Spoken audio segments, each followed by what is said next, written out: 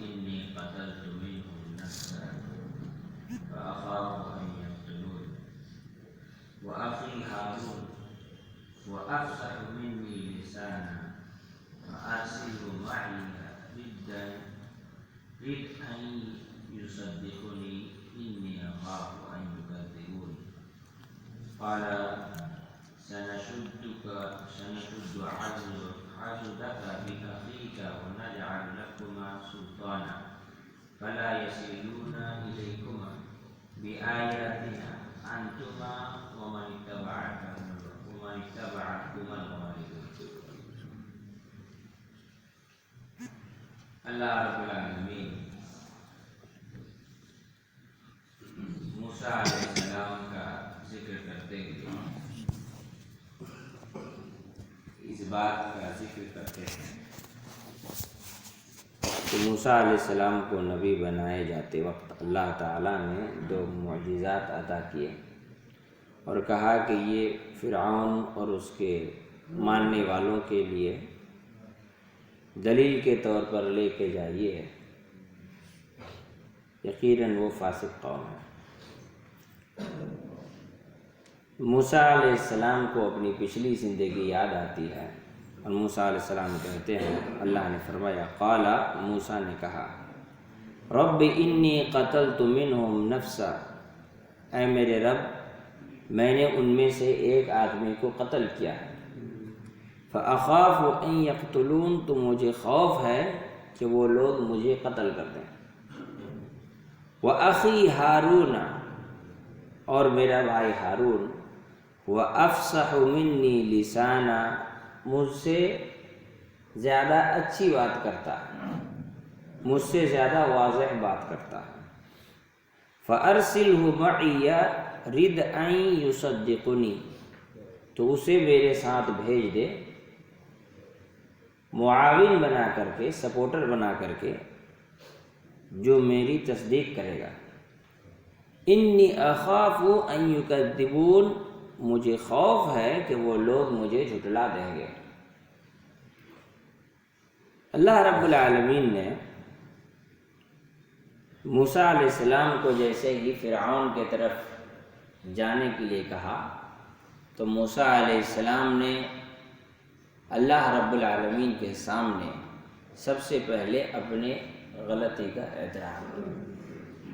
اے اللہ، ایک آدمی میرے ہاتھ سے مر گیا تھا، یہ ایک بڑی بھول ہے، میری چوک ہے، مجھے ڈر ہے کہ میں ابھی اگر یہ دین کی بات، یہ تیرے اوپر ایمان لانے والی بات اسے جا کر بیان کروں تو مجھے بولنے کا بھی موقع نہ ملے، پہلے ہی پکڑ کے مجھ کو سزا دے دیں کہ ایک آدمی کو پہلے قتل کیے تھے، اس کی سزا بھگتو۔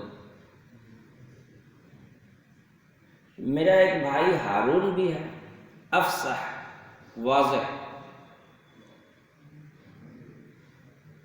فصاحت، افصح اسی سے بنا ہے۔ عربی زبان میں کہتے ہیں افصح الصبح اذا ظہر، کہ صبح روشن ہوا جب سورج ظاہر ہوا، تو افصح کا معنی یہ ہوتا ہے واضح اور کھلی بات، اچھے انداز میں، اس انداز میں کہ سامنے والے کو سمجھ میں آئے بولا کیا جا رہا ہے۔ تو موسیٰ علیہ السلام نے کہا کہ یہ میرا بھائی ہے، یہ میرے مقابلے میں زیادہ واضح طور پر بات کرتا ہے، اس کی زبان صاف ہے میرے مقابلے میں، اس کو میرا سپورٹر، میرا مددگار بنا کے بھیج دے، جو میری وہاں تصدیق کرے گا، میری نبوت کی، میری رسالت کی تصدیق کرے گا۔ مجھے ڈر ہے کہ وہ لوگ میری تکذیب نہ کریں، مجھے ماننے سے انکار نہ کر دیں۔ یہاں یہ بھی بات ہے کہ ایک طرف فرعون اور اس کے لشکر کے سامنے موسیٰ علیہ السلام کی حیثیت یہ ہے کہ ہمارے گھر میں پلا ہوا ایک بچہ ہمارے ہی قبیلے کے ایک آدمی کو قتل کر کے فرار ہو گیا، بھاگ گیا، اور آج میرے سامنے آ کر کے بچنے کے لیے، سزا سے بچنے کے لیے یہ کہتا ہے کہ میں اللہ کا نبی ہوں، تم لوگ میری بات مانو۔ اور سامنے جو آدمی ہے وہ بادشاہ ہے. بادشاہ کیوں کسی کی بات مانے؟ بادشاہ تو دنیا سے کہتا ہے کہ تم میری مانو. چوتھی بات یہ ہے کہ بادشاہ یہ اعلان کیا ہے کہ میں ہی اللہ ہوں، میں ہی رب ہوں، وہ بھی سب سے بڑا رب میں ہی ہوں. تو ایسی صورت میں موسیٰ علیہ السلام نے ان سارے حالات کو دیکھتے ہوئے کہا کہ اللہ مجھے میرے بھائی کو میرے ساتھ دے دے تاکہ وہ میرا مددگار بن جائے، میرے سپورٹر بن جائے، اور میں جو بات بیان کروں اس بات کو واضح طور پر ان کے سامنے وہ رکھے. اسی لیے اللہ رب العالمین نے یہاں افصح کا لفظ استعمال کیا ہے، میرے مقابلے میں زیادہ واضح بات کرنے والا. قال، اللہ رب العالمین نے فرمایا، سَنَشُدُّ عَضُدَكَ، میں تمہارے بازوؤں کو عنقریب مضبوط کروں گا. بِأَخِيكَ، تمہارے بھائی کے ذریعے. اس کا مطلب تم اپنے بھائی کو جو مددگار کے طور پر، معاون کے طور پر لے جانا چاہتے ہو، ہم وہ بھی تمہیں عطا کریں گے.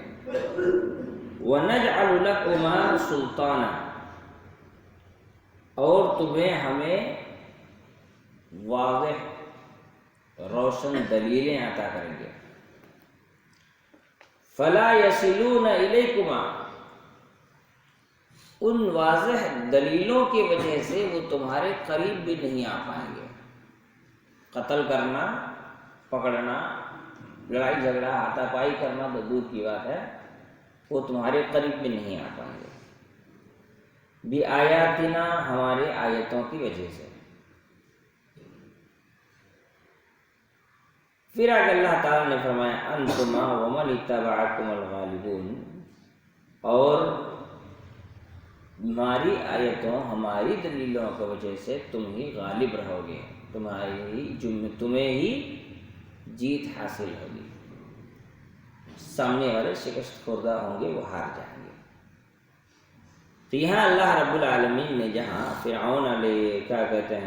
فرعون اور اس کے لشکر کے سلسلے میں اس بات کا ذکر کیا کہ فرعون اور اس کا لشکر شکست کھائے گی، ہار جائے گی، اور اللہ رب العالمین کی دی ہوئی نشانیوں کے سبب موسیٰ اور ہارون علیہ السلام، ان کی دنیا کے لوگ تابعداری بھی اختیار کریں گے، اور اللہ رب العالمین انہیں غلبہ بھی عطا کرے گا. اس آیت میں اگر غور کریں تو 3-4 چیزیں ایک ساتھ ہیں. پہلی چیز تو یہ ہے کہ موسیٰ علیہ السلام اللہ رب العالمین سے مدد مانگ رہے ہیں. وہ موسیٰ علیہ السلام جن کے جاہ و جلال اور ان کی بہادری کا یہ عالم ہے کہ کسی کو ایک تھپڑ مار دے تو مر ہی جائے، ہے نا. ایک تھپڑ مارے تو مر ہی جائے سیدھا، دانت نہیں ٹوٹے اس کا، مر ہی گیا سیدھا. گاؤں کے کئی لوگ مل کر کے، وہ کنواں تو پتہ نہیں آپ لوگوں میں سے کسی نے دیکھا کہ نہیں، ریگستانی علاقوں میں جو کنواں ہوتا ہے وہ بہت پتلا ہوتا ہے. ہندوستان میں جو کنواں ہوتا ہے وہ بڑے بڑے ہوتے ہیں، کیا ہوتا ہے 18 فٹ 19 فٹ کا راؤنڈ ہوتا ہے، کا دائرہ ہوتا ہے. عربوں میں جو کنواں ہوتا ہے بہت پتلا ہوتا ہے، اس کے کنویں کے اوپر ڈھکن لگایا جاتا ہے، کنویں کے اوپر ڈھکن لگا دیا جاتا ہے. تو گاؤں کے کئی آدمی مل کر ایک کنویں کا ڈھکن کھولتے تھے. اس کے بعد ایک بڑا سا چمڑے کا مشکیزہ ہوتا تھا، بالٹی جس کو ہم کہہ سکتے ہیں، اس کو کنویں میں ڈالا جاتا تھا. اس میں پانی بھر کر کے لوگ کئی آدمی مل کر کے اس کو کھینچتے تھے. زمانہ نے جب ترقی کی تو ایسی صورت میں اس کو بیل کے ذریعے کھینچا جاتا تھا. پھر وہ پانی اوپر آتا تھا تو لوگ پانی لیتے تھے، اپنے جانوروں کو پلاتے تھے، خود بھی پیتے تھے، اپنے کھیتوں میں بھی ڈالتے تھے. بہت طرح کا استعمال ہوتا تھا. موسیٰ علیہ السلام نے نہ صرف اس ڈھکن کو اکیلے اٹھا دیا بلکہ پورا مشکیزہ بھر کے، بالٹی بھر کے پانی بھی کھینچ لیا اکیلے، اور ان 2 عورتوں کی مدد بھی کی، جس طرح روایتوں میں اس کا ذکر ملتا ہے. تو اتنے زیادہ طاقتور، بہادری موسیٰ علیہ السلام کہہ رہے ہیں کہ اتنا طاقت و قوت ہونے کا وجہ کہ اللہ مجھے مدد کی ضرورت ہے نا. تو آدمی کچھ بھی ہو جائے اس کو اللہ کی مدد کی ضرورت پڑنی ہے. تیسری بات یہ ہے خوف، ڈر. مجھے ڈر ہے کہ لوگ مجھے قتل نہ کر دیں.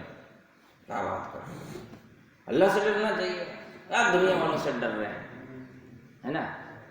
دیکھیے ڈر کئی طرح کی چیزیں ہوتی ہیں. ایک وہ ڈر جو نیچرل ہوتی ہے جس کو طبعی ڈر کہتے ہیں. آگ سے ڈرنا، سانپ سے ڈرنا ہے نا. کوئی کیا کہتا ہے آدمی اوپر چڑھتا ہے تو کسی کو ہوتا ہے نا ہائٹ کا فوبیا ہوتا ہے، اوپر چڑھ گیا تو نیچے دیکھ کے ڈر جاتا ہے. یہ نیچرل چیزیں ہیں، یہ طبعی خوف ہے. اس قسم کے خوف سے انسان گنہگار نہیں ہوتا ہے. ایک وہ خوف ہے جو عبادت کا درجہ رکھتا ہے.